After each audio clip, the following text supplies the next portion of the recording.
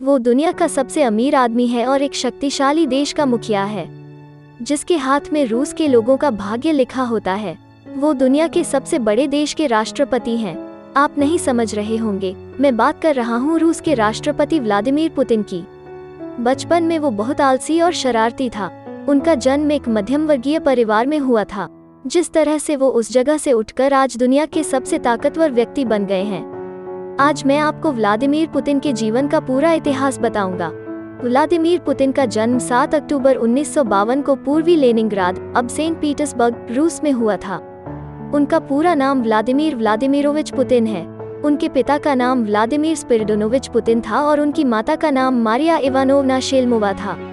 उसके पिता एक रूसी नौसेना के सिपाही थे और उसकी मां परिवार की मदद के लिए एक कारखाने में काम करती थी। हालांकि उनके पिता भी द्वितीय विश्व युद्ध के बाद कारखाने में शामिल हो गए और उनके दादा एक रसोइया थे। ऐसा कहा जाता है कि उनके दादा व्लादिमीर लेनिन के निजी शेफ थे। उनके परिवार की आर्थिक स्थिति बहुत अच्छी नहीं थी। उनका परिवार रूस के लेनिनग्राद में एक कमरे के एक छोटे से फ्लैट में रहता था। पुतिन अपने माता पिता की तीसरी संतान थे। उनके 2 बड़े भाई विक्टर और एल्बर्ट शैशवावस्था में ही मर गए। नतीजतन पुतिन अपने माता पिता के पसंदीदा थे। उनकी मां ने पुतिन की सफलता में अहम भूमिका निभाई। 8 साल की उम्र में पुतिन ने अपने घर के पास लेनिनग्राद में 193 स्कूलों में भाग लेना शुरू किया। अपने स्कूली जीवन में एक समय वे शरारतों में अग्रणी बन गए। स्कूल के दिनों से ही उनका खेल के प्रति रुझान था, इसलिए 12 साल की उम्र में उन्होंने जूडो और कराटे सीखा। उन्होंने जिज्ञासावश जर्मन सीखना भी जारी रखा। 1970 में पुतिन ने हाई स्कूल से स्नातक किया। पुतिन को रूसी जासूसी फिल्में देखना बहुत पसंद था और वहीं से वो बड़ा हुआ और जासूस बना।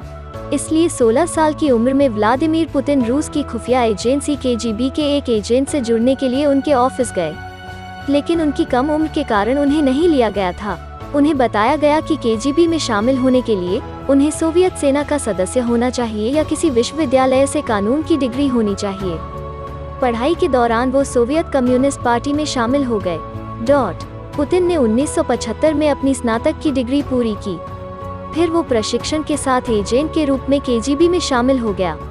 26 जुलाई 1983 को उन्होंने ल्यूडमिला शेकरेबनेवा नाम की एक फ्लाइट अटेंडेंट से शादी की। 1975 में पुतिन ने बर्लिन में केजीबी कार्यालय का कार्यभार संभाला। दिन ब दिन उनके कौशल की प्रतिष्ठा वरिष्ठ अधिकारियों के बीच फैलती गई। लेकिन 5 साल बाद बर्लिन की दीवार गिर गई और जर्मनी फिर से जुड़ गया। दरअसल द्वितीय विश्व युद्ध के बाद जर्मनी 2 भागों में बंट गया था। पूर्व में अमेरिका ब्रिटेन और फ्रांस के करीब था और पश्चिम में यह सोवियत संघ के कब्जे में था, और उन्होंने जर्मन राजधानी बर्लिन को विभाजित कर दिया। रूस ने बर्लिन के रास्ते एक दीवार बनाई ताकि लोग इधर उधर न जा सकें। 1990 में बर्लिन के लोगों ने इसका विरोध किया और बर्लिन की दीवार गिरा दी गई, और फिर हजारों लोगों ने बर्लिन में केजीबी कार्यालय को घेर लिया। उस समय व्लादिमीर पुतिन पद पर थे। तब इस कार्यालय के सभी केजीबी अधिकारी काफी डरे हुए थे, लेकिन पुतिन शांत थे। उसने पहले सभी आपातकालीन दस्तावेजों में आग लगा दी।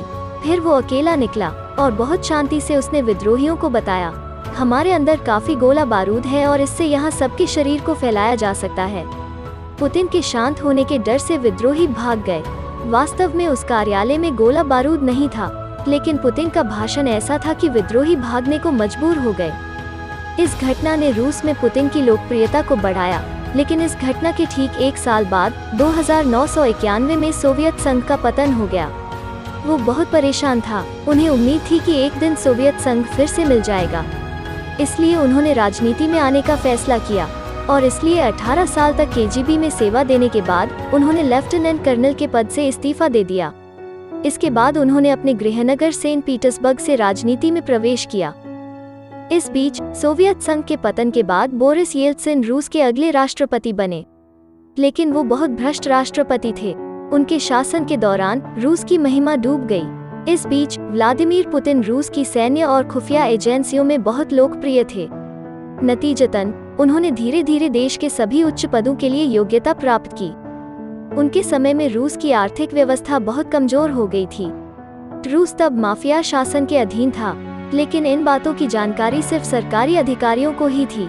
तब बोरिस येल्त्सिन बहुत डर गए, यह जानकारी मिलने पर लोग भड़क जाएंगे। इसके बाद पुतिन ने बोरिस येल्त्सिन के साथ एक समझौता किया कि वो पुतिन को रूस के प्रधानमंत्री के रूप में नियुक्त करेंगे। इसके बजाय पुतिन सुरक्षा प्रदान करेंगे।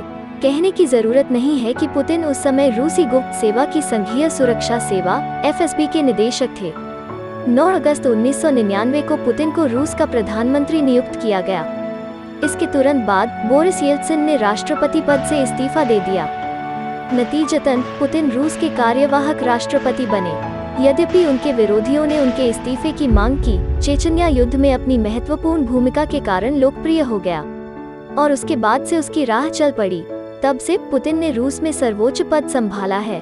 पुतिन के सत्ता में आने के बाद रूस की अर्थव्यवस्था में नाटकीय रूप से सुधार हुआ और वो रूस के खोए हुए गौरव को वापस लाने में सक्षम था। लेकिन अतिरिक्त शक्ति लोगों को अंधा कर देती है। आपको पुतिन की वर्तमान संपत्ति के बारे में जानकर आश्चर्य नहीं होगा, जो कभी बहुत गरीब था। वर्तमान में पुतिन के पास 43 विमान, 20 महल, 5 सुपर याच, 15 हेलीकॉप्टर, 63 वाहन हैं, जिनमें से ज्यादातर लग्जरी कारें हैं। उन्हें दुनिया का सबसे अमीर आदमी कहा जाता है। उनकी कुल संपत्ति बिल गेट्स से भी ज्यादा है, लेकिन पुतिन ने कभी इसे स्वीकार नहीं किया। पुतिन के सत्ता में आने के बाद से रूस की जनता एक बात से डरी हुई है, शक्ति को देखकर वो दूर नहीं होता, और इस कारण से यदि रूस में कोई उसके विरुद्ध बोलता है तो उसे सुला दिया जाएगा।